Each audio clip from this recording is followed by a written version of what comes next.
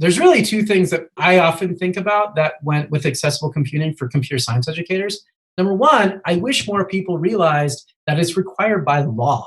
Like, so for example, if you're developing a tool, you're making blocks or something like that, right?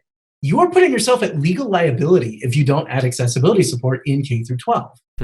That's never fun to say. That's like the not nice thing about accessibility. But actually, there's laws protecting people with disabilities because they've been horribly discriminated against historically. Like, for example, if someone said, I'm going to have a child with darker skin excluded from this computer science curriculum, all of us would flip out, right? That's just unacceptable.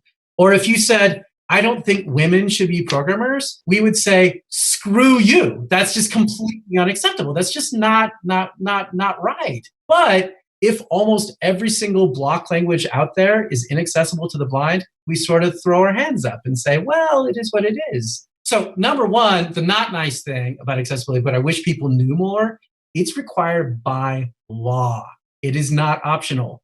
In K through 12, every child has the legal right to do education. As states increasingly make computer science mandatory, people are going to have to cope with that. But the second thing that I think that is much nicer about accessibility is that like people with disabilities often have observations about how they invent things that are super fascinating. You know, like watch it. I would not have realized that you can make progress on a problem as complex as the programming language wars, like how, you know, these languages vary and whether they're easy or hard has been a matter of debate for a long time until I started watching blind children. I just wouldn't have noticed because I didn't think about it. I'm so used to, you know, these looping structures and classes and all this kind of stuff, I wouldn't have thought about it. So oftentimes when you work with people with disabilities, you get the big advantage that you get to observe things that many of your colleagues in computer science education would not have seen. Right. You get to see them like, trying to program with audio and seeing all the shortcuts they press. Or you get to see someone with deafness trying to interpret some really bad captions in a funny way.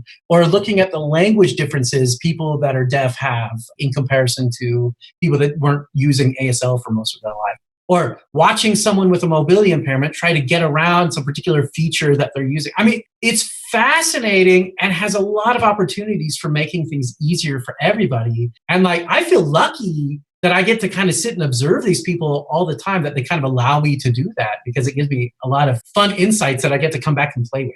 Yeah, I think that really speaks to having diverse teams and having diverse users, whether it be in beta testing or product users or whatever. I was at WWDC in, 2016? And paraphrasing here, one of the things that they had announced at the conference was that their approach was focusing on designing for the margins, so that way you can include everybody, whereas if you design for the average, then you're excluding the margins and whatnot. And that really kind of hit home for me, where it's just like, oh yeah, that makes a whole lot of sense. And they showcased it by having like blind DJs go up and perform and like things like that. Just like little things that are just like, okay, this is really cool. And it's nice to see that one of the largest companies in the world is really pushing for making things more accessible for people.